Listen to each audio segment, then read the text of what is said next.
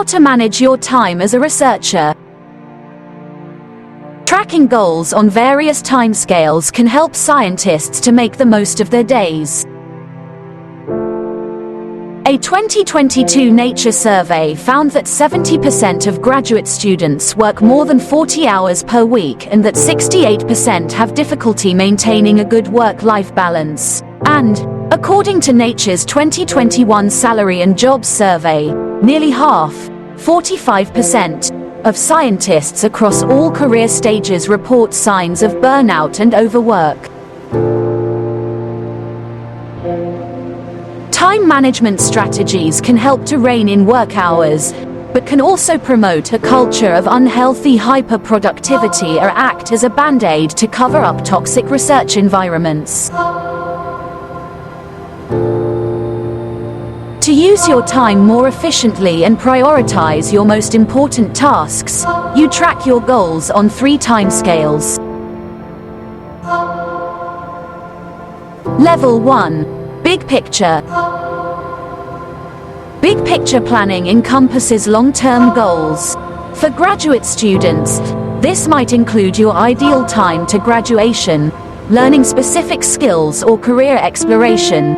For a research professor, it might be completing projects, applying for funding or improving teaching and mentoring skills.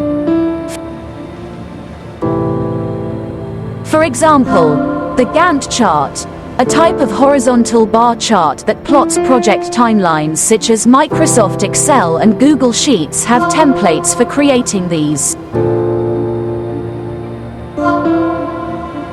It includes timelines for key experiments, major conferences, milestones for your doctoral program and career exploration. And update it a few times per year. To avoid distraction from day-to-day tasks, keep your Gantt charts somewhere prominent, such as on a bulletin board near your desk. Level 2. Academic term. At the end of each academic term, write out a plan for the next quarter or semester that considers 3 elements. Reflect. What goals did you set in the previous quarter? Did you accomplish them? Why or why not?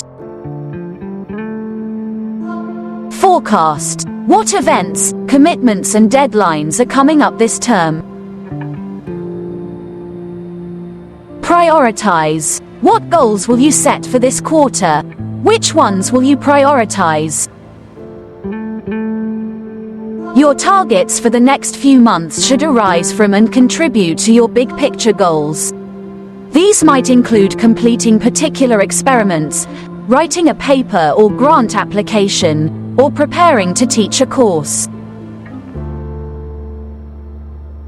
Laying out your research goals alongside other upcoming commitments, that is teaching assistant appointments, committee obligations and so on, helps you to set reasonable expectations.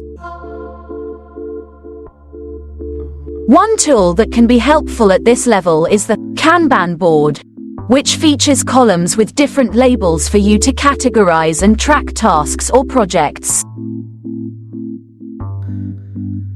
You might assign tasks based on status, such as in progress, to do ASAP, to do next month, and not started, or priority, high, medium and low.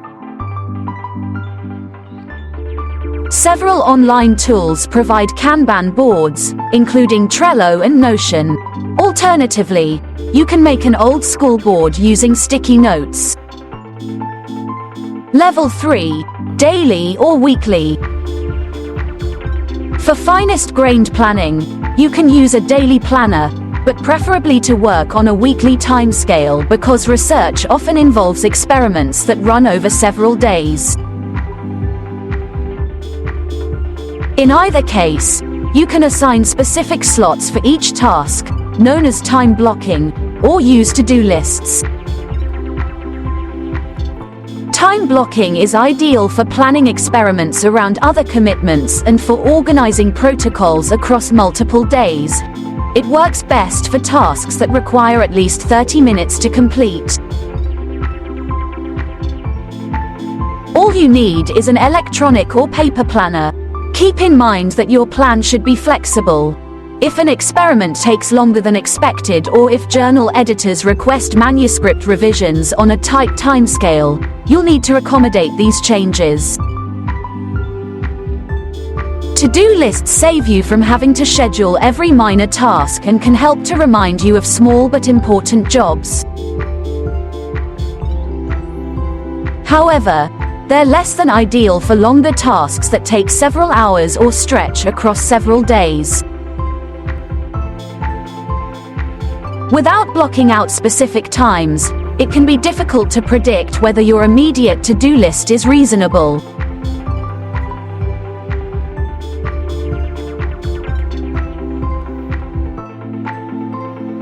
Here's how you could use these 3 elements in practice. First, decide how many hours you're comfortable working in a week. This is highly personal. Don't let your answer be swayed by your perceptions of other people. Block out any fixed appointments, such as classes or meetings. Second, create slots for the most urgent and important tasks. Try to schedule recurring tasks, such as reading papers, preparing lecture materials, or building next week's plan, at the same time each week. Finally, fill any remaining time with lower priority tasks, including responding to emails, ordering supplies, and so on. If you cannot fit everything you want to accomplish into your allotted hours, your options are to delay the remaining tasks or remove them entirely. Delaying a few tasks is fine, but do so sparingly or you might find your task list ballooning. If a task does not contribute to the goals you outlined in your big picture and academic term plans, it's a candidate for removal. For research tasks, it's helpful to envision the story you plan to tell in your future paper. Does this experiment contribute to that story or fall outside its scope? Simple as it seems, this strategy has completely changed how you spend your time. This found it easier to decline new commitments when you could clearly see that they would not fit into your schedule or contribute to your goals.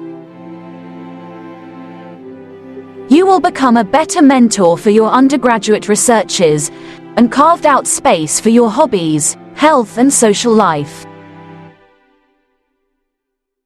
At the same time, your research will be more streamlined. Don't begin a new experiment until you convince yourself that it's both necessary and has the best experimental design to test your hypothesis. Otherwise, it'll never end up in a publication. They were often weakly designed or unnecessary. When we value our time, we spend it more wisely.